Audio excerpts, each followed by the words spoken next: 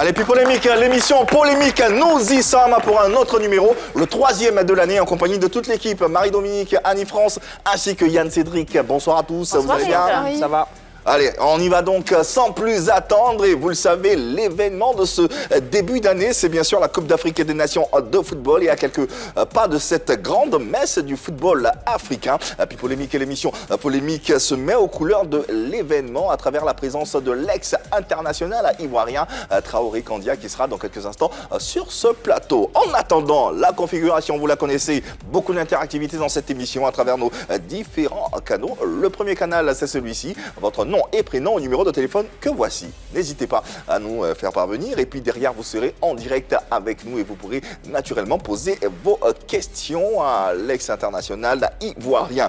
Sur le digital, nous sommes en direct comme vous le constatez, en live sur la page officielle Facebook de la 3. N'hésitez pas bien sûr à poser, vous le savez, vos commentaires qui seront pourquoi pas retransmis ici en direct. N'hésitez pas également à travers les différentes plateformes digitales, on est partout, YouTube, Instagram, Twitter, Facebook. On se fera fort de faire le relais de vos interventions. À la télévision également, basculez sur les différents canaux que sont 203 abonnés Canal+, 740 StarTimes et enfin le numéro 3 pour la TNT. On tient tellement à vous. Qu'on a envie de vous faire un coucou. Cheikh Ahmed Sanogo et Mon Désir Jaurès qui nous suivent depuis le début de l'aventure. Merci beaucoup pour votre fidélité. Un gros coucou à Hervé, Kwame, Alex et puis à Kelly Grace. Merci beaucoup de nous suivre. Alors, je suis avec Jojo, il nous suit depuis Yopougon. Merci, frère, cher ami. Et puis Nathanaël Kodjane, lead vocal des As du Zouglou, qui célèbre un an de plus aujourd'hui. Ah ouais, Ah oui, c'est vrai. ça va le libérer quelque part. Ça, c'est sûr. Grave, grave. Tu y seras toi? Je sais pas, ça va dépendre. Semblant, Non, ça va dépendre de la configuration de demain. Si demain il y a du boulot, je vais dormir. Donc, au contraire. Bah, demain, il y a boulot. Hein. Donc ça va pas dépendre. Arrête de nous faire croire. Voyons. Allez, un beau contenu de PPLK. Vous le savez, quand les footeux prennent d'assaut le plateau depuis Polémique, ça crée un cocktail à la fois molotov, mais surtout détonnant. Chaîne de musique et de sport, la 3, précisément Pipolémique, s'est mis à cœur de recevoir un sportif à la faveur de la CAN 2021 au Cameroun.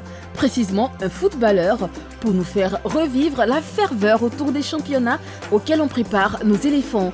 Traoré Kandia du Havre à l'Espérance de Tunis, en passant par l'équipe de Côte d'Ivoire, sera des nôtres aujourd'hui. A tout de suite. Allez, PPLK en mode football aujourd'hui, n'hésitez pas, vous le savez, vous avez la possibilité, le droit d'ailleurs, de poser vos questions à notre invité qui sera des nôtres dans quelques instants. Le temps pour nous de vous le présenter à travers ces quelques mots. C'est un ex-footballeur international formé au Stella Club d'Adjamé. Paradoxalement, c'est étant sociétaire du stade d'Abidjan qu'il débute sa carrière footballistique. Un paradoxe parce que le stade, c'est bien sûr l'ennemi juré du Stella Club d'Abidjan. Mais c'est son destin. Fort de cette expérience, dans certains pays, en Tunisie, en France ou aux Émirats Arabes Unis, il se donne corps et âme pour mouiller le maillot ivoirien. On note également une accointance avec le milieu du showbiz, ce qui explique sa présence sur le plateau de PPLK à la veille de la Coupe d'Afrique des Nations de football. Merci de nous aider à recevoir Traoré Kandia. Eh ouais, Traoré Kandia. Ah ouais.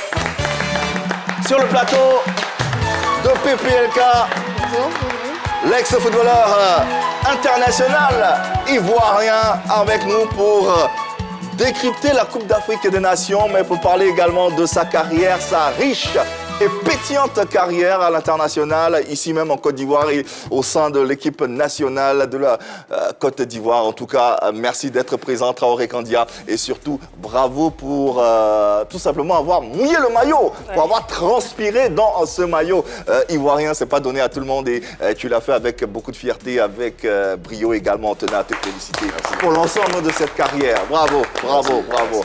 Bravo, bravo. Bonsoir et bienvenue à la maison, Traoré Kandia. Bonsoir. Bonsoir.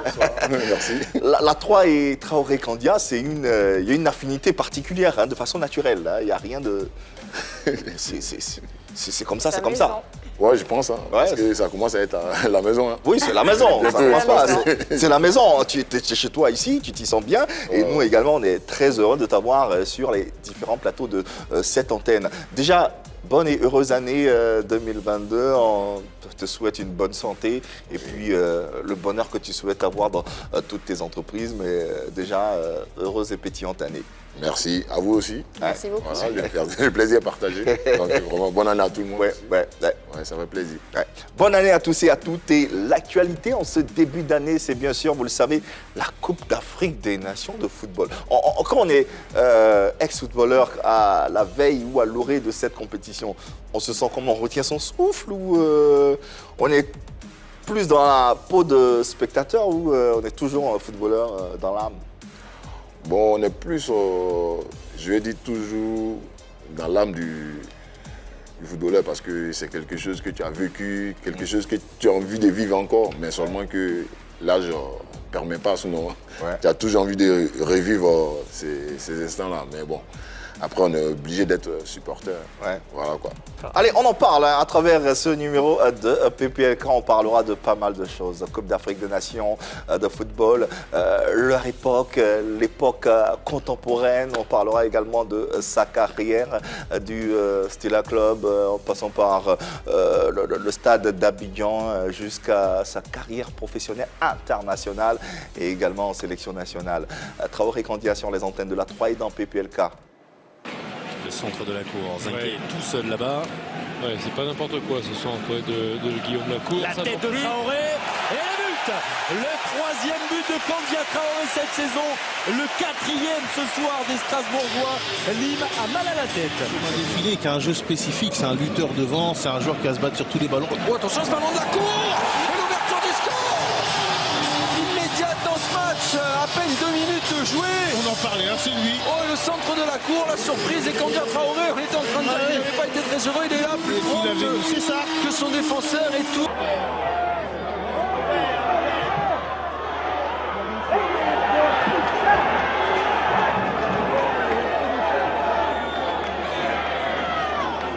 Et Coad qui vient chercher justement au deuxième poteau la reprise de Kandia Traoré. Le Racing Club de Strasbourg, le 8e but cette saison de Kandia.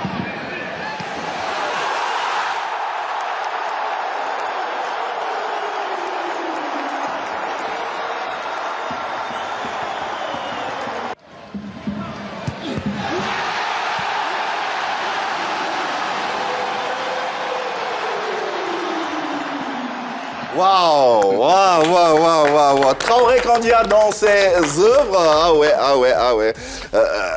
Vous avez déniché des photos. Hein. On est bluffé. Il y a des photos même que je vois que... Ah ouais? Je sais pas comment vous avez trouvé ça. Ça t'a fait quoi de voir ces images? Ça te fait quoi de voir ces images? Ouais, ça rappelle quand même des très beaux souvenirs. Franchement, tu renais un peu, tu as envie de recommencer, mais malheureusement, il y a un temps pour tout. Quoi. Le corps ne répond plus. Ouais, le corps, voilà, surtout. Moi, j'ai toujours été curieux de savoir quelle sensation ça procure de marquer un but devant 40 000 personnes qui crient parce que tu viens de faire quelque chose.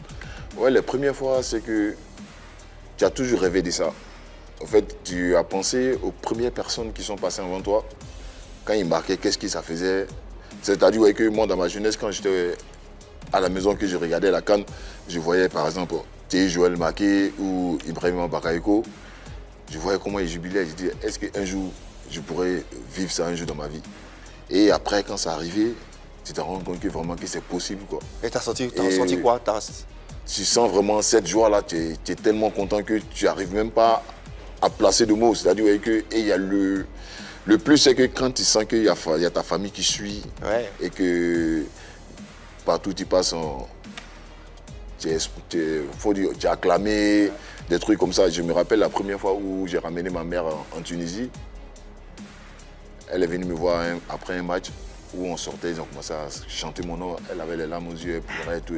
Elle croyait pas parce que depuis le début que j'ai dit j'allais devenir footballeur, elle a dit non, vas-y, va à l'école. Je disais non, laisse-moi jouer au foot. Après, bon, on s'est pris un peu la tête. Moi, je suis parti dans le foot à 100%. Et le jour où j'ai envoyé le billet pour lui dire, bon, viens me voir. tu vas voir ce que le football m'a donné, tu vois.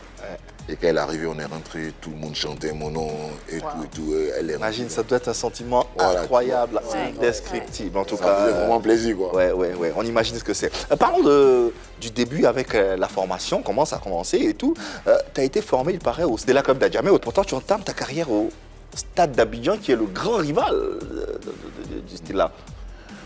Oui, bon, c'est vrai que j'ai été C'est comme si tu étais formé à Barcelone et puis finalement tu joues au Real. Franchement. Non, mais c'est arrivé un peu, tu sais, à l'époque, la formation, nous, déjà, le football, on avait déjà envie de jouer. Donc, j'ai commencé au Stella et ma mère même exploitait le Stella déjà.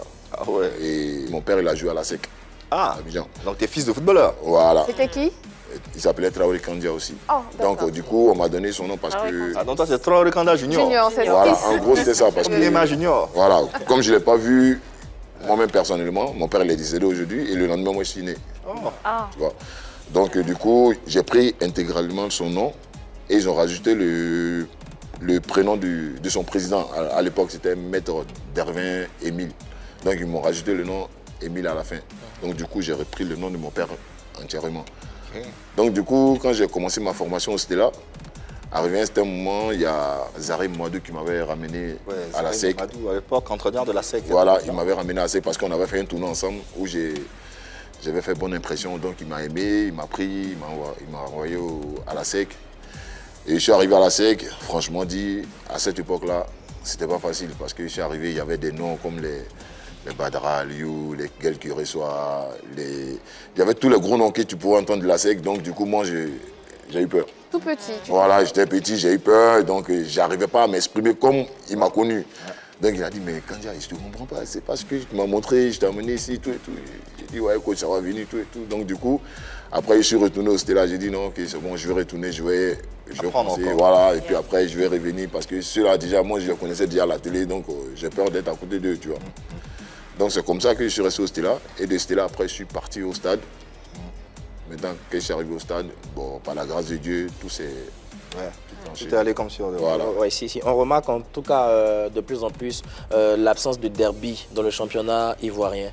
À votre époque, justement, qu'est-ce que ça représentait un derby entre ASEC Africa, Stella, Stade d'Abidjan? C'était quoi?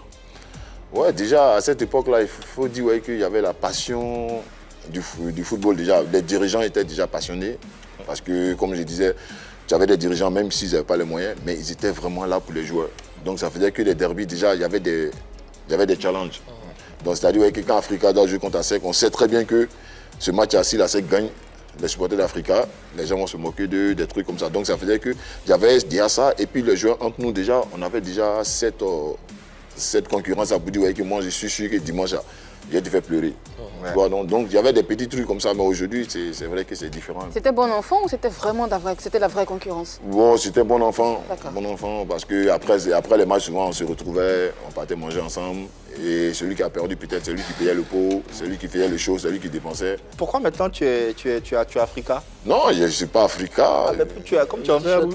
Non, en vert rouge, bon, quand je sortais, j'ai... Ah, j'ai vu ça. d'accord. C'est une coïncidence. D'accord. c'est pas un espion. En même temps, je ne supporte pas ASEC aussi. Hein. D'accord. Ok, bon, c'est bon à savoir. Voilà. En même Ni temps, ASEC, je ni supporte pas Africa. Ni ASEC, ni Africa. En fait, Donc stade alors. Stade, je dirais parce que, oui, pourquoi? Parce que je suis passé par là. C'est grâce à Stade que j'ai tout ce que j'ai aujourd'hui. Tout à fait. C'est vrai que c'est pas vraiment... Au fait, j'arrive pas à supporter une équipe. Mais je supporte au contraire le bon jeu. Ok. La seule équipe que je supportais dans le temps, je veux dire, c'est Barcelone parce que j'aime Messi. Merci. Voilà, j'aime Messi. Donc ça fait que où Messi part, je suis. Les supporters de Paris. Cristiano. Donc aujourd'hui tu es PSG? Bon, Paris. oui. Parfait. Très bien.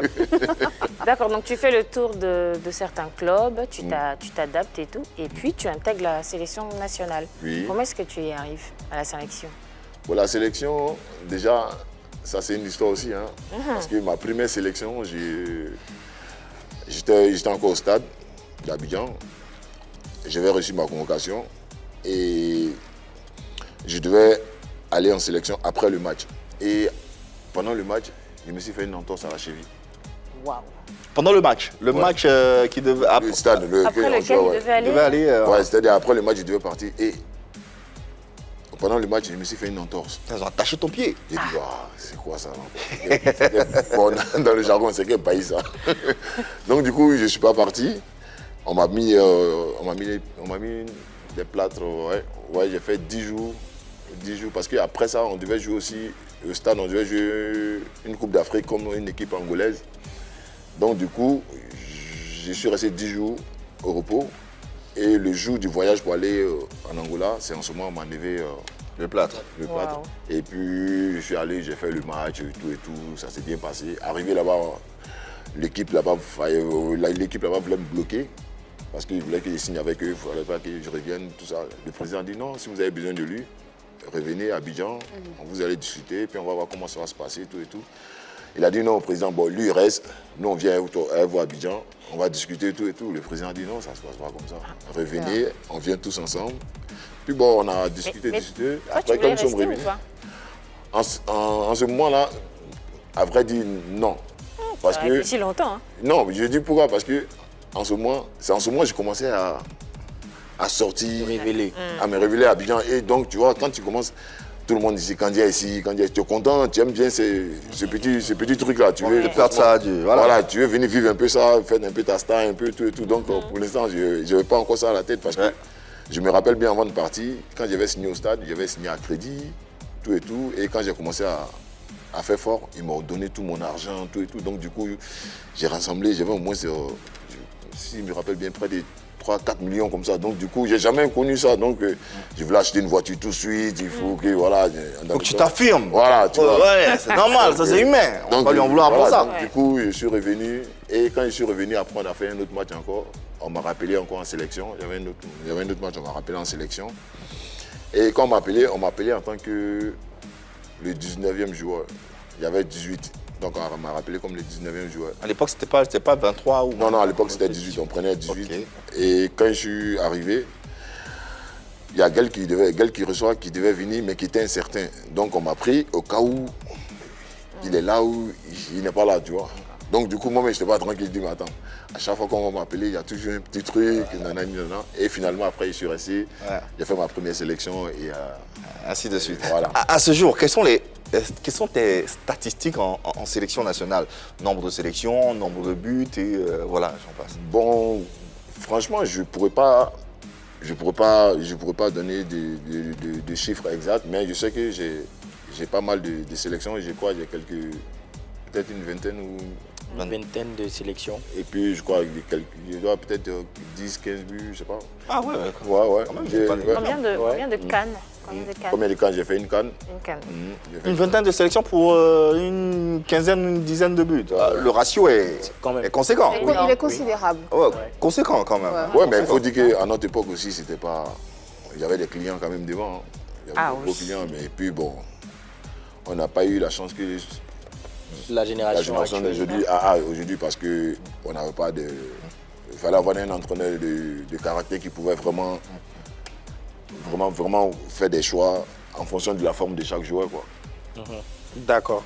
En ce moment, on est en train de parler de la CAN qui va se tenir au Cameroun bientôt. Qu'est-ce que ça représente pour toi en tant qu'ex-footballeur, cette CAN-là qui va se faire bientôt? Oui, c'est une compétition qui est très, très intéressante à participer, mais seulement qu'on est tombé dans une période où la pandémie du Covid gâche un peu la fête. Yeah. Mais sinon, franchement, pour un footballeur, c'est des moments à vivre. C'est des moments à vivre. Justement, revenons sur les différents souvenirs de Cannes, de notre invité. Les souvenirs, voilà quoi, qui restent. Tu fais effectivement souvenir qui reste. Alors, tu fais partie de l'épopée 2002. Et on sait qu'avant celle-ci, il y a eu l'époque Zambakro. Oh là là, Zambakro. Il y a même eu des chansons après. C'est vrai. C'est le moment d'en parler. Traoré Kandia, avec la sélection bien sûr précédente.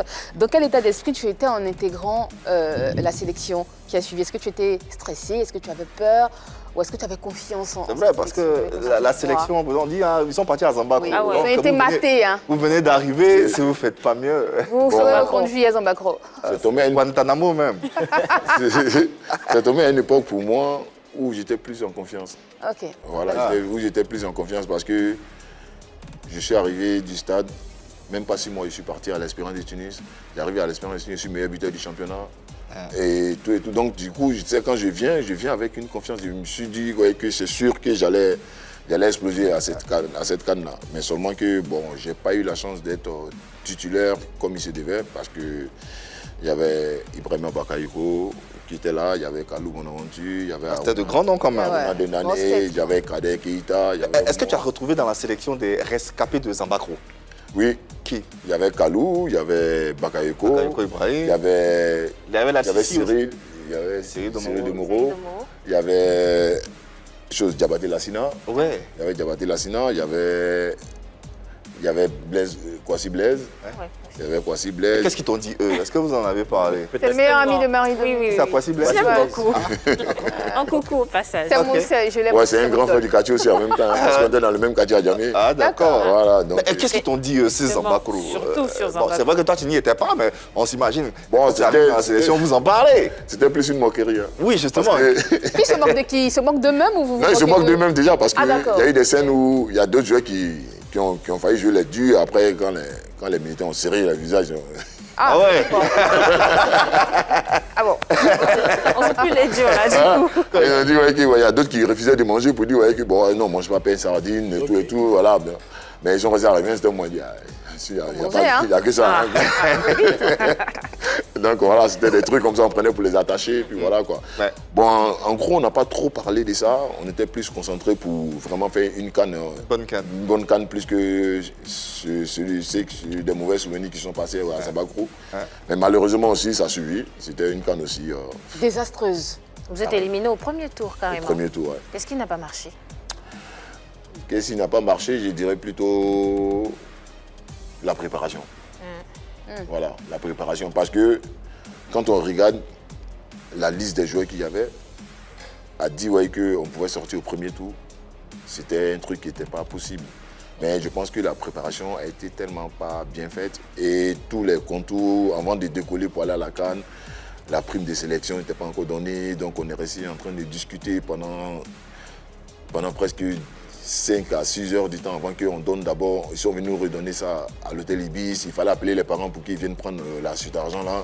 Après repartir à l'aéroport, arriver. Tu vois. Donc il y a eu tellement de petits cafouillages que ça agit un peu sur l'équipe. Sur notre parcours. Il se dit très souvent, il se dit que dans les sélections nationales, c'est pas inhérent à l'équipe de Côte d'Ivoire, mais généralement dans les sélections nationales, il y a toujours des clans. Est-ce que c'était votre cas à l'époque? Bon, des clans, ça c'est... Je dirais pas que c'est des clans, c'est plutôt des amitiés. C'est-à-dire moi je peux avoir une affinité avec lui, toi avec une autre personne, mais par contre quand on se retrouve sur le terrain, on se donne au maximum. C'est-à-dire que si j'ai plus d'affinité avec lui, quand je viens, c'est avec lui je vais dormir, c'est avec lui je cause, c'est avec lui que je tourne, mais quand on est à table, tout le monde cause, on se taquine, on s'attache, comme on le dit. Mais sinon, on dit qu'il y a le camp de tel et le camp de tel. Bon, c'est pas comme ça. À l'époque, il se disait beaucoup de choses, non?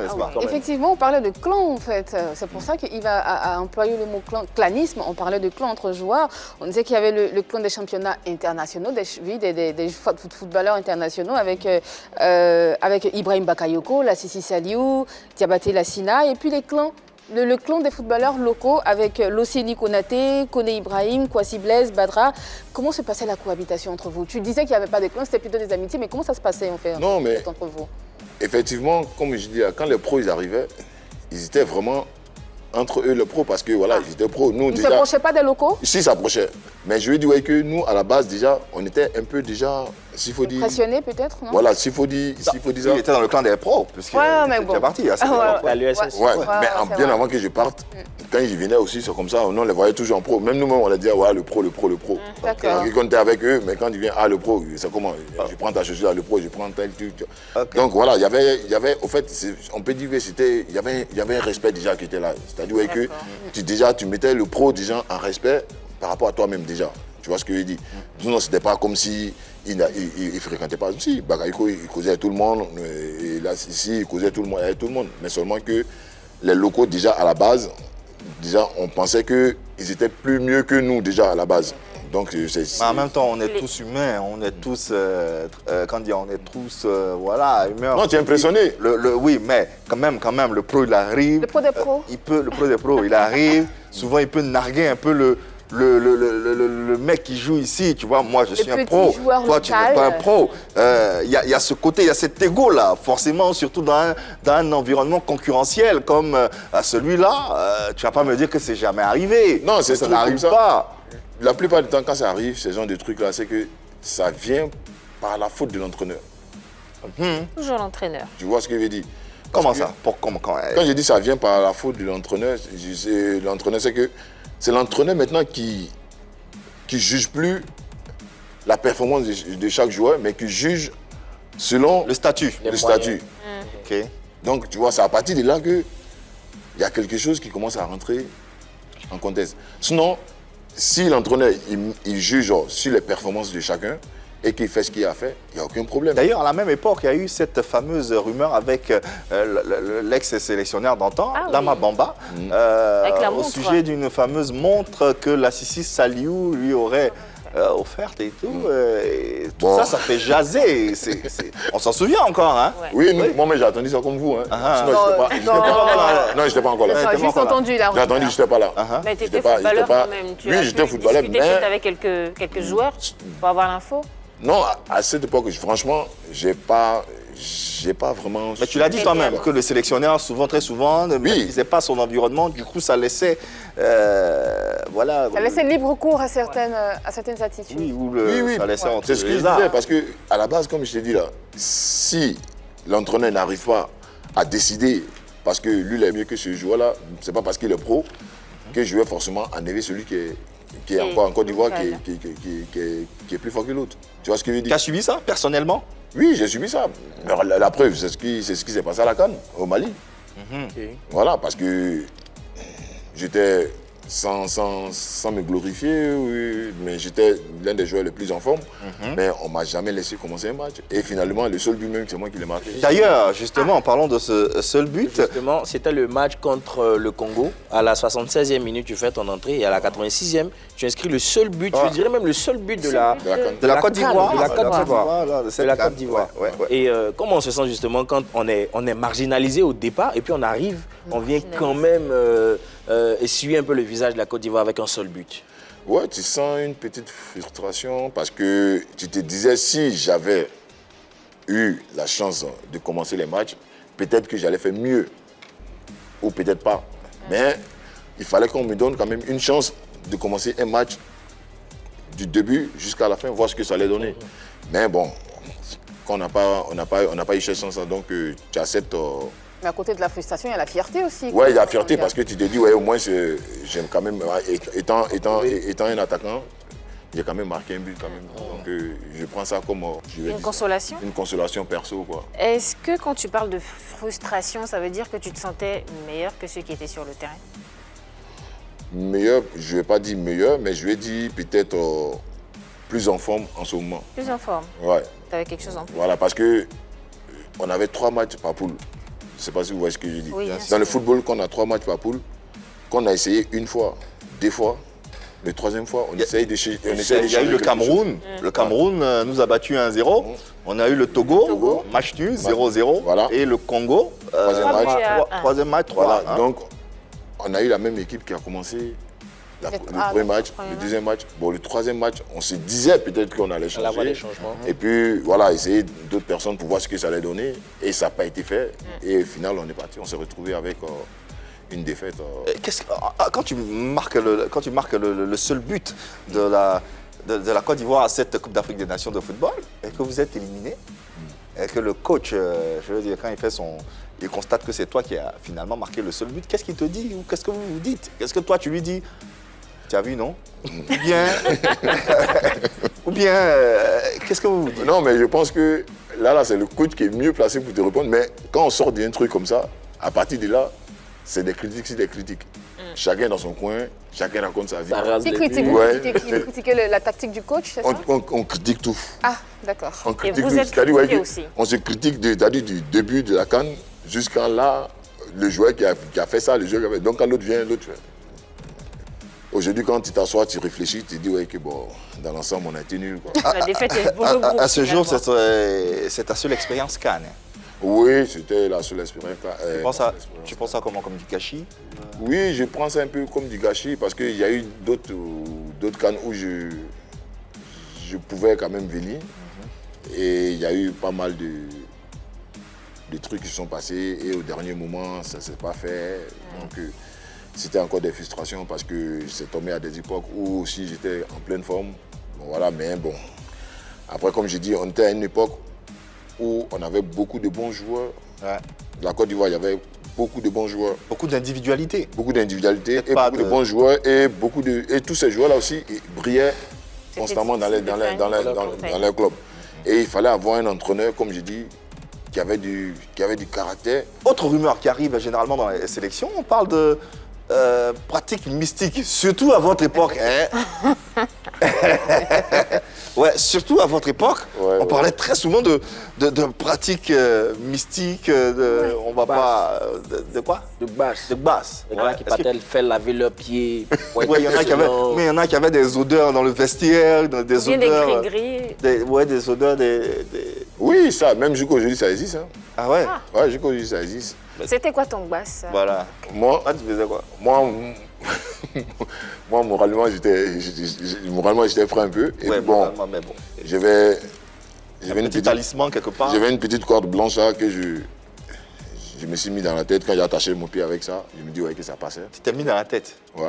Qui t'a donné la corde blanche? C'est un jeune qui m'avait donné ça quand j'étais encore à Djamé. Il m'a dit ouais, on m'a dit qu'il joue ballon tout ça là-bas. Tiens, il faut attacher ça, tu vas voir. Mais c'est qui ce jeune? C'est un voyant? Je sais pas, un gars comme ça qui on disait, bon, on se disait ouais, qu'il était fort, c'était un gars qui... Tu sais, quand tu es dans des quartiers comme ça, on toujours dit ouais, que ce gars-là, il est dangereux, hein, il est comme si. Donc, tu causais avec lui et puis il m'a dit, ouais, tiens, attache ça sur ton pied, tu vas voir. Chaque fois que tu vas jouer, tu vas voir ce que tu vas faire. Et tu y croyais? Déjà, bon, ça m'a mis en confiance.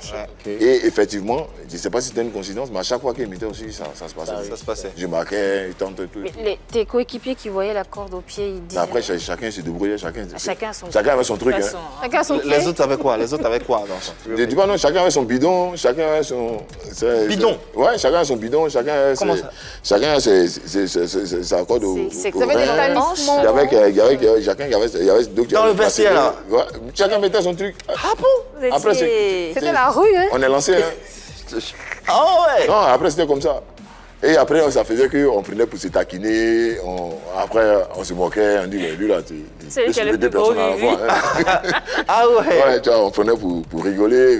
Mais j'ai fait des choses où, arrivé un instant, moi, je me suis énervé, je suis allé jeter. Ah bon? D'accord. Quoi, par exemple? On m'a déjà donné des bidons où on dit, ouais, il fallait frotter et tout. Nanani, si tu mets ça, tu vas marquer tout et tout. Mais ça sentait mauvais. Mais c'est ça, justement. Parlons justement, il y a une légende, hein, une légende qui disait que un mec, dont on ne va pas citer le nom, qui était dans une des sélections... Même pas les initiales? Non. Qui avait une telle odeur au point où, quand le défenseur s'y frottait, il quittait là. Ça, c'est à son époque. Hein. Moi, je parle de ce que c'est ton époque, c'est ton époque. C'est ton époque. Mais donc, dis le nom alors. Ça, tu vas dire le nom et puis après, moi, je complète. Non, mais l'odeur, moi, je parle de moi déjà. C'est que moi, non, mais la question de Yves. L'expérience, moi, non, j'ai déjà senti ça, mais ça, c'était pas en équipe nationale. Ah, j'ai déjà senti ça, c'était au stade. Quand j'étais au stade, on devait partir au match et puis tout le monde était monté et il restait une dernière personne. On attendait qu'il vienne. Et quand il est arrivé, quand il est monté dans le bus, oh là là là là. Tout le monde a crié, mais tu abuses, cousin, tu abuses. Tout le monde était au courant, en fait. Tout le monde a senti. Tout le monde savait. Tout le monde a senti, on dit, non, mais tu abuses, fais pas ça toi aussi. Mais et puis bon, Il voilà. avait passé la dose prescrite. Ouais. J'ai une question, en fait. Quand vous êtes éliminé au premier tour avec tous vos gris-gris, vous les jetez ou vous les gardez? Mais c'est ce que j'ai dit, quand tu sors de là, c'est là que tu vois que le travail que le gars a fait pour toi, c'était inutile. Donc ça n'a pas marché, lui tu le jettes, tu passes à autre chose. C'est lui qui est monté dans le bus très rapidement. Yves, il a marqué ou pas? Non, il n'a pas marqué. Et ce jour-là, moi-même, il a marqué. Après, on l'a monté dans le bus, on dit quoi. Malgré tout ça, le petit a marqué. Ah ouais. Comme quoi? C'est la vie dans le vestiaire. Ouais. Voilà. Comme quoi? Et il y a des anecdotes comme ça, Voilà. des témoignages comme ça qui fusent de toutes parts. Allez, cette séquence qui arrive, Vérité par l'image, en compagnie de notre invité Traoré Kandia. Allez, vérité par l'image, quand on dit on va te proposer une série d'images, de personnages, sans D'accord. pour autant te poser des questions, mais tu réagis, tu fais parler ton cœur, tout simplement. Ok. On y va, première image. Et Joël? Ouais. Bon, je n'ai pas connu en tant que joueur, mais j'ai connu en tant que supporter. C'est quelqu'un qui a marqué mon enfance parce que je le voyais chaque fois à la CAN. Et j'ai eu la chance de passer dans les équipes où il est passé. Et il a laissé une très bonne impression parce qu'il est passé au Havre. Au Havre, Et je suis passé aussi. Il était à Al Ain, aux Émirats. J'étais aussi là-bas. Donc j'ai tellement entendu des belles choses sur lui. Et c'est quelqu'un que j'ai toujours rêvé de voir jouer. Et surtout même jouer avec lui. Mais je n'ai pas eu la chance de jouer avec son petit frère, qui était Théa Habib. Donc vraiment, ça reste un monument pour moi. Ouais. Autre image, autre personnage à présent. Cyril. Bon, Capi. Ouais. Capi, hein. Ouais, avec Capi. Bon, j'aimais, c'est un grand monsieur, très gentil. Moi, j'aime bien taquiner déjà, parce qu'il était aussi...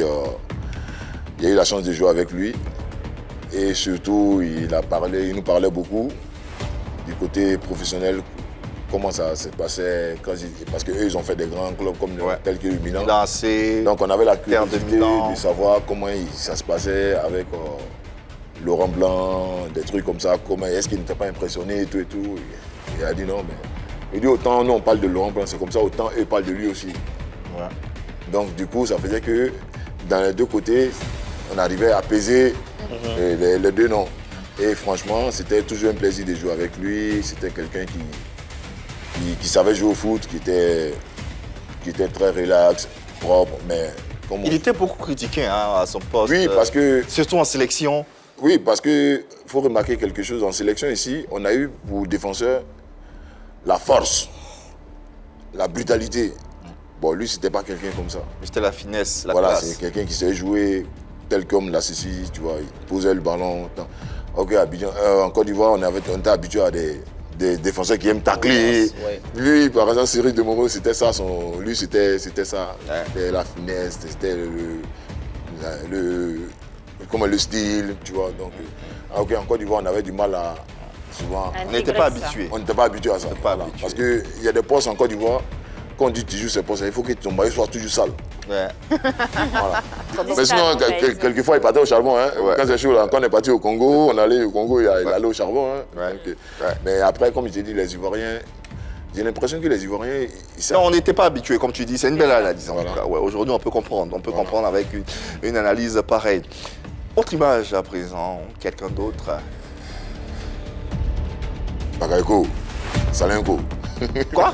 Salenko. Salenko. Ouais. Ça veut dire quoi? C'est son nom, c'est son surnom. Je pense qu'il a, peut-être en Italie, ils l'ont donné ça. Ok. On l'appelait Bakayoko. Voilà quelqu'un aussi qui aimait beaucoup marquer. Voilà, qui se battait aussi. C'est quelqu'un aussi, j'ai du respect pour lui. Ok. Parce que je me rappelle bien qu'à chaque fois, quand il était à Marseille, on disait qu'il était sur la liste Le transfert. des transferts. Et au final, c'est lui qui restait. Il était meilleur buteur. Donc souvent, quand je le vois, quand il dit, Bakayoko, tu es fort, hein, tu es Paris. Il avait peut-être une corde blanche. D'accord. Mais sinon, c'est quelqu'un qui bosse beaucoup. Ouais. C'est quelqu'un qui bosse beaucoup, c'est quelqu'un qui a envie. Très grand sur le buteur. terrain, il a Très envie de grand marquer, buteur. tout et tout. Souvent même, je lui faisais souvent la tête pour lui, mais fais un peu de passe aussi, on va marquer aussi, tu vois. Sinon, c'est quelqu'un. Un des plus grands buteurs de Voilà. l'histoire de la sélection, De la sélection, oui. ivoirienne, hein, carrément. Oui. Ouais. C'était quoi, à ton avis, le secret de sa réussite De ses Pourquoi buts. il marquait autant de buts, ses à buts ton avis? Bakayoko, Ouais, le secret, c'était quoi, selon Bon. toi? Pas qu'il a côtoyé, avec lequel tu as joué. moi je l'ai côtoyé, c'est que, comme on dit, et souvent comme les gens le disent dans le jargon, un buteur doit être ingrat. C'est-à-dire que souvent, même si tu as la possibilité de donner à l'autre pour qu'il marque et que tu sais que tu peux marquer aussi, tu forces pour marquer. Et lui, comme je dis là, il travaillait beaucoup et il avait toujours ça en tête. C'est-à-dire que lui, il ne pouvait pas jouer un match. Il se disait qu'il ne peut pas faire 2 matchs d'affilée sans marquer. Et souvent aussi, ça ça faisait que les gens pensaient qu'il était très méchant aussi. Parce que, arrivé à un certain moment, quand c'est comme ça, tout le monde après, tu deviens la cible de tout le monde. Ça a créé Et la je pense frustration que- au sein de l'équipe? Ouais, ça crée la frustration. Raison pour laquelle, à la fin de sa carrière, bon, pas fin de sa carrière, à la fin de la sélection, avant qu'il quitte la sélection, ça joue un peu un tout sur lui parce que les gens ont dit ouais, qu'avec la nouvelle génération qui vient, il ne faut pas qu'il reste. Il était trop centré sur lui Voilà. plutôt que sur le collectif. Voilà, c'est ce que, voilà, au final, c'est ce que les gens disaient, mais bon, après. Et toi, tu disais quoi? Tu en pensais quoi? Moi, personnellement, comme je disais là, du coup, moi, je ne pouvais pas penser ça comme ça parce que pour moi, pour que lui il pense comme ça, si l'entraîneur ne le classe pas, il ne peut pas penser. Tu vois ce que je veux dire? Mais si l'entraîneur le met chaque fois, moi-même, si l'entraîneur me fait jouer chaque fois, je vais chercher à marquer. Bah, c'est ça. Je vais pas, parce que je sais qu'un buteur, il est jugé sur le but. C'est l'esprit du buteur. Voilà. Donc là, si l'entraîneur me met chaque fois, je vais chercher à toujours marquer. Tout à fait. Voilà. Mais si l'entraîneur ne me met pas, même s'il veut marquer que je suis sur le banc, mais ça, c'est mon problème, je suis là-bas. Tu vois ce que je veux dire? Donc, en gros, c'est pas aussi de sa faute. Mais moi, pourquoi je mets toujours l'entraîneur devant? Parce que c'est lui qui décide. C'est lui le premier responsable. Voilà. S'il ne décide pas de te faire jouer, tu vois pas, ton état d'esprit là, ça va rester sur toi là-bas, toi seul. À la fin de sa carrière dans la sélection, il y a eu pas mal de griefs, de polémiques sur le brassard de capitaine entre Cyril Domoro et lui. Qu'est-ce que tu peux nous dire? Bon, je peux dire que ça s'est passé un peu devant moi. On était au golf, un regroupement, et je crois qu'il y a eu des votes. Et je crois que Cyril a eu plus de voix que lui. Et ils ont donné ça à Cyril. Et je pense que c'est à partir de là que les discours ont commencé. Je pense qu'il n'a pas bien apprécié. Il s'est dit ouais, que je crois que l'entraîneur devait faire un choix au lieu que les joueurs votent pour ça. Et donc je pense que c'est parti à partir de là qu'il a décidé de... Mais normalement, comment ça se passe? C'est le coach qui désigne un capitaine ou on vote? Normalement, c'est le coach. Normalement, quand l'entraîneur il arrive dans une équipe, il va regarder, s'il arrive peut-être la semaine, pendant toute la semaine ou bien pendant tout le mois, il va regarder le comportement de tous ses joueurs et puis il va désigner que lui là soit mon capitaine. Voilà qui est clair. Dernière image, dernier personnage. Ouais, Didier. Ouais, bon, je pense que on va pas dire grand chose sur lui parce que tout le monde sait ce qu'il a fait. C'est vrai qu'il est arrivé dans ses débuts, il est venu nous trouver, on l'a quand même bien adopté et Dieu merci, grâce à lui, la Côte d'Ivoire est connue partout, un peu dans le monde entier. Donc c'est quelqu'un qui a porté vraiment les couleurs du drapeau et vraiment je le félicite pour tout ce qu'il a fait pour la Côte d'Ivoire et surtout même pour nous parce que nous tous on bénéficie de ça aujourd'hui. Sinon à part ça, j'ai pas grand chose à rajouter là-dessus parce que tout le monde sait déjà ce qu'il vaut. Voilà. Fin donc de cette séquence vérité par l'image qui nous permet d'ouvrir une autre, celle du mot d'hier. Allez, la question mot d'hier, le mot du jour. Ascenseur. Ascenseur. C'est collant.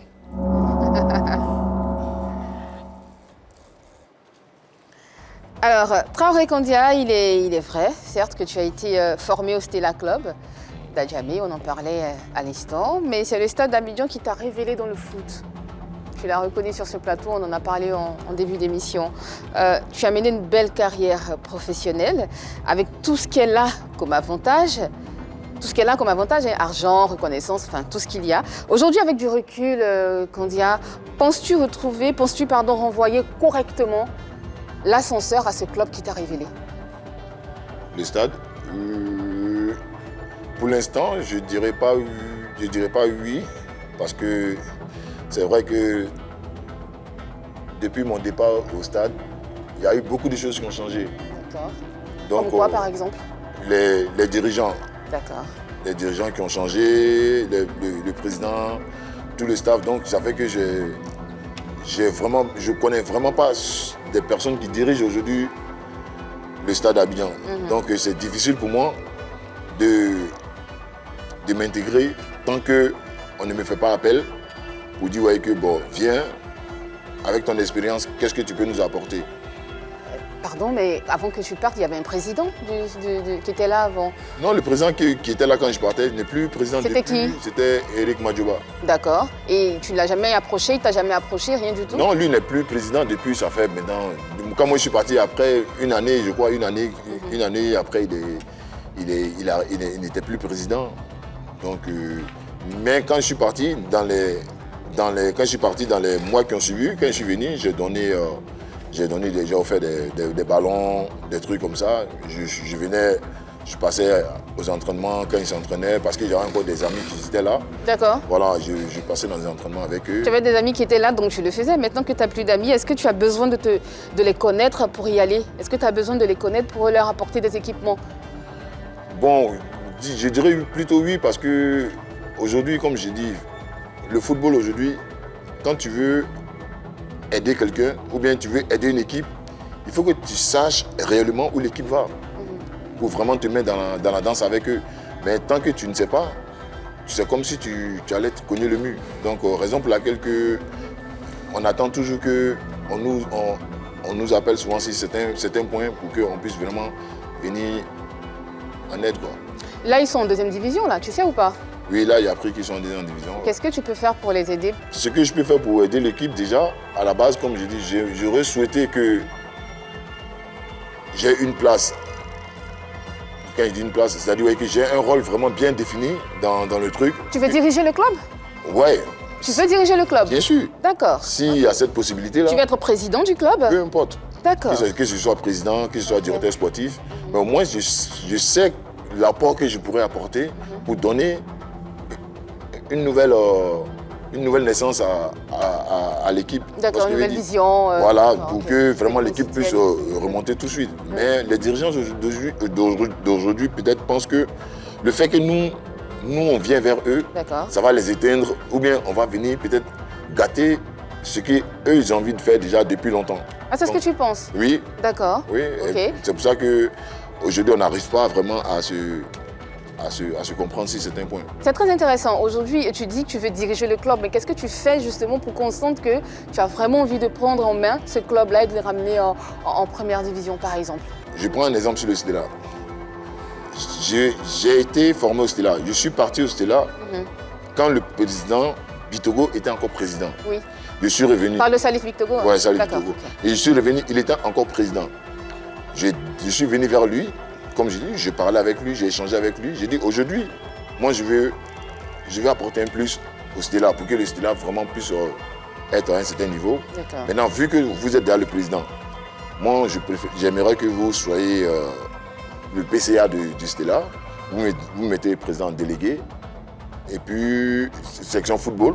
Et après, par la suite de ça, on va travailler une année, on va voir ce que ça va donner. Et l'année qui va suivre, si la collaboration se passe super bien, on continuera dedans ou soit on va arrêter. On a commencé, mais on n'a même pas fait 3 mois. J'ai arrêté. Ah. Pourquoi? Parce que je suis président section football. Quand je décide quelque chose, on fait autre chose pour dire ouais, que le président Bitogo a dit qu'il fallait faire ça, il fallait faire ça. Si tu avais le choix, dernière question, Yves, bien sûr. Si tu avais le choix entre la direction du stade et celle du Stella Club d'Adjamé, quel serait ton choix là tout de suite? C'est un peu difficile pour moi parce que j'ai été formé au Stella. Exactement. Je suis resté longtemps au Stella. Exactement. Je suis resté que 6 mois au stade. Mais grâce à Stade, je suis devenu ce que je suis aujourd'hui. Donc en gros, j'ai le cœur qui balance entre les deux clubs là. C'est-à-dire qu'il y a 50-50 parce que il faut être reconnaissant que c'est grâce au stade que... Donc le stade. Voilà. Donc le stade.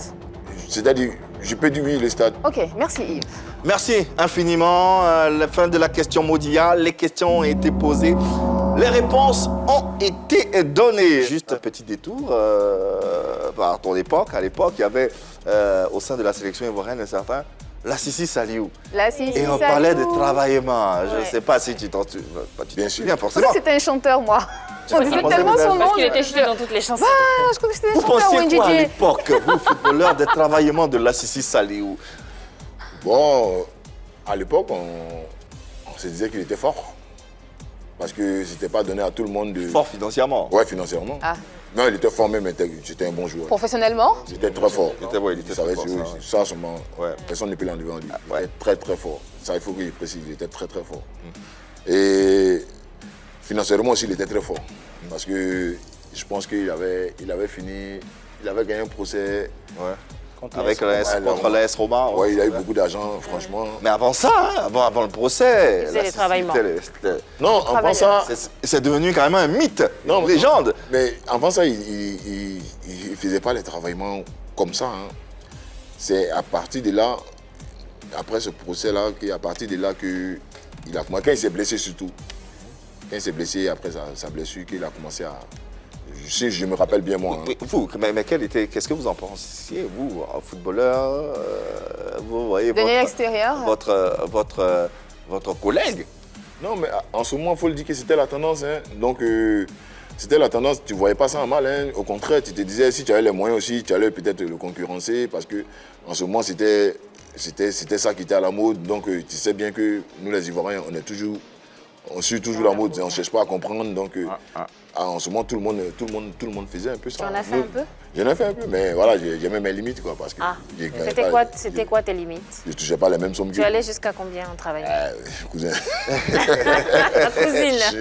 Cousine. Je sortais, mais pas comme lui, parce que lui, il était violent. Hein. Ouais, assurément. Il était violent. À ce point-là. Il a fait des émeutes dans les quartiers. Hein. Quand il passait, non, franchement, respect. Hein. Toi, tu donnais un peu. Au point de devenir une légende, un mythe, Voilà. tout ça, une fable même. La Sissi Saliou. Il y avait tout un boigny derrière moi, hein, donc il fallait gérer ça.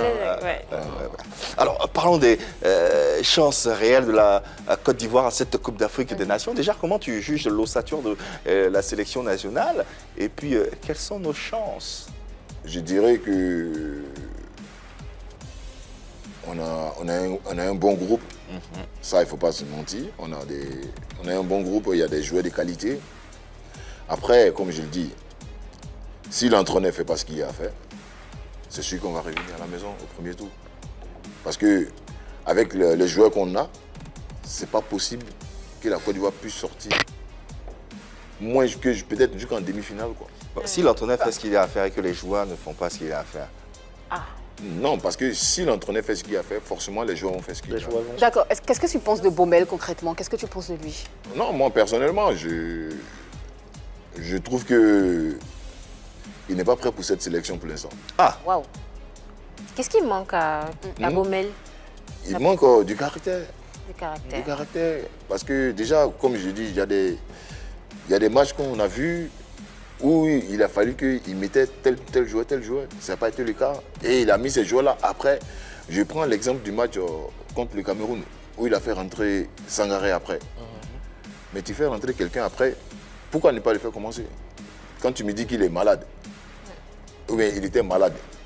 Bon, si quelqu'un est malade, tu le fais commencer. S'il ne se sent pas bien, là, il sort et puis quelqu'un d'autre rentre. Mais si tu le fais rentrer après et qu'il ne se sent pas bien, tu dois le faire ressortir encore. Donc, on entend que tu es sceptique pour cette compétition. Donc, pour la compétition... Tu as un peu peur, toi? J'ai un peu peur par rapport à l'entraîneur. Sinon, par rapport aux joueurs, je n'ai pas peur. Quand tu es entraîneur, il faut savoir positionner les joueurs que tu as envie de positionner. Et il faut les assumer. Quand tu sors de là, tu dis ouais, que c'est comme ci, c'est comme ça. Mais je suppose que c'est ce qu'il Mais tu ne peux pas faire des choses. Et après, quand tu sors, tu vas cibler un joueur, un tel joueur. C'est comme la déclaration qu'il a fait pour Zaha. On s'en souvient. Bon, tu fais une déclaration quoi, et tu le rappelles pourquoi? De toi à moi. Bon, un joueur qui te fait ça, que toi-même tu supposes qu'il a été... Donc tu n'appelles plus. Voilà, jusqu'à ce que toi tu quittes là, tu n'appelles plus. Le jour où tu n'es plus là, s'il veut revenir, il revient. Et tu penses quoi de la participation de Zaha à la Coupe d'Afrique, cette Coupe d'Afrique des Nations? Tu es d'accord qu'on le rappelle en sélection ou pas? Moi, je suis d'accord qu'on appelle tous les joueurs. Mais après, comme je dis là, chaque entraîneur a ses principes. Je t'ai appelé, tu n'es pas venu parce que tu supposes que voilà, c'est comme ci, c'est comme ça. Bon, tant que moi je serai là, tu ne vas pas être là. Même si les raisons sont bonnes. Même si tu es performant, tu ne seras pas là. Même si les raisons que tu as données sont bonnes, on ne te rappelle pas. Non, c'est clair. Parce que moi, je suppose que tu me lâches à un moment donné où j'ai besoin de toi à 100%. Tu me lâches parce que toi, tu penses que c'est comme ça, c'est comme ça. Donc, pendant que je suis là aussi, là, je t'ai dit que si je suis parti et que j'ai reçu ma mission sans toi, ma mission, je vais la continuer sans toi jusqu'à ce que je parte d'ici. Dernière question pour refermer cette entrevue. Quel est le conseil, si conseil il y a, que tu pourrais donner à tes jeunes frères qui seront à cette Coupe d'Afrique des Nations pour y avoir participé en tant que devancier? Qu'est-ce que tu pourrais leur dire? Le conseil que je pourrais donner à tout un chacun, c'est de croire en ce qu'ils font, déjà, hein, et de penser qu'ils peuvent vraiment gagner la Coupe d'Afrique et de se battre jusqu'au dernier de leur souffle. Je pense qu'avec ça, ils pourront quand même faire une très bonne CAN. En tout cas, on leur souhaite une très bonne chance avec des ondes tout aussi positives. On leur envoie tout notre amour et on sera derrière eux pour les applaudir, pour les soutenir et pour les porter dans cette Coupe d'Afrique des Nations dans laquelle, bien sûr, ils nous représentent. La légende dit qu'avec Kader Keïta et toi, vous étiez les deux meilleurs danseurs dans le groupe. Kader, c'était un bon danseur. Les meilleurs ambianceurs. Ouais, bon, Kader, on sait. Popito, c'est un bon Ouais, danseur. Popito, on sait. Ouais. Mais pour toi, là, c'est vrai? Pour moi, Kader sait et moi, il sait. Ah, nous, on sait beaucoup on sait pas. Non, parce que Kader, comme je dis, Kader, lui, à la base, c'est quelqu'un, comme je dis, souvent en public, il peut le faire, tu vois. Moi, je suis un peu souvent timide. Non, mais quand on se retrouve entre nous, quand on s'ambiance, quand on se retrouve entre nous, quand en soirée, ouais, je danse, mais je n'ai pas dit que je suis plus fort que lui. Hein. Il danse très, très, très bien. Faut Et le toi aussi, reconnaître. non? Ouais, en tout cas, moi aussi, je me débrouille bien. Ah ouais, on peut avoir une esquisse en fin d'émission. Pourquoi pas un petit... Mais si le cachet est... Ben voilà, le cachet. Il est possible. Le cachet est déjà là, le cachet est déjà là. Ne vous en faites pas. On espère à la fin de cette émission une petite démo, un petit pas de danse pour faire plaisir à nos nombreux téléspectateurs. En tout cas, Kandia, merci infiniment d'être passé par ici. Ça a été un bonheur d'échanger avec toi. On a pris le temps de rentrer dans ton univers, de savoir ce que tu penses, d'avoir également quelques anecdotes, quelques témoignages ici et là. Ça sera comme ça durant tout le long de cette compétition. On recevra certains footeux qui viendront partager leur expérience et leurs souvenirs de la Coupe d'Afrique des Nations. Comment va Chantal Taïba? Bon, sauf si tu te demandes aussi. Hein. Non, mais non. Apparemment, j'ai pas de nouvelles aussi comme vous. Ah bon? Pourquoi maintenant? Non. C'est pas proche à une époque? À une époque, je savais qu'elle habitait à côté de chez Kader. Parce que je partais toujours chez Kader. Ah. Voilà, donc on se connaissait comme ça. Comme ça, c'est tout. Il n'y a pas d'acquaintance, il n'y a pas eu de rapprochement, rien. Non, il y a une connaissance parce que quand on partait chez Kader, on échangeait, on causait avec elle. Elle venait saluer Kader. Voilà, il y a eu ça. Et puis je pense qu'on a fait une fois une interview ensemble où elle s'assit sur mon pied. C'est ça, la presse people. Depuis lors, tout le monde a dit que je sortais avec. Mais pourquoi? Mais qu'est-ce qu'il en a été? Sur tes jambes? Non, il n'y a pas eu. Il n'y a jamais eu de relation? Non, il n'y a pas eu. Ouais, il faisait quoi, s'il te plaît? Non, il n'y avait rien. Il n'y a rien. Et quelle est l'idée de se mettre sur tes jambes, justement? D'où vient cette idée-là? En fait, c'est le journal. C'était quel journal? C'est le journal qui... De l'époque? Oui, du journal à l'époque qui voulait vraiment vendre. Et puis, bon, elle avait, je crois, elle devait faire sortir... Ah, c'était pas Matiko, par hasard? Voilà, donc buzz, alors. voilà, il fallait que les gens donnent susciter un peu plus l'intérêt. Ouais, sinon, moi, si elle me donnait, j'allais prendre. Hein. Hé, Hein? tu as donné quoi? Il a déjà dit comment c'est. Quoi? Elle s'est assise sur ses jambes. Merci encore une fois, Traoré Kandia, d'être passé. Bah, tu es à la maison, hein. Tu reviens quand tu veux. Ça sera avec beaucoup de plaisir et beaucoup de bonheur. On rappelle, on n'oublie pas la démonstration tout à l'heure, en fin d'émission. Le temps pour nous de remercier tous ceux qui nous ont suivis, téléspectateurs, internautes, l'équipe en plateau, Annie France, merci infiniment. Plaisir, à demain. Marie-Dominique, merci infiniment. un plaisir. Yann Cédric, merci à toi et merci à toute l'équipe en régie derrière Mian Jensi au contrôle de cette émission. Vous le savez, on s'entend chez vous à la maison demain, même heure, même canal. L'amour dans vos vies et dans vos cœurs, il n'y a que ça de vrai. Le reste, on peut gérer, ça se passe entre nous. Allez, bye bye, à demain.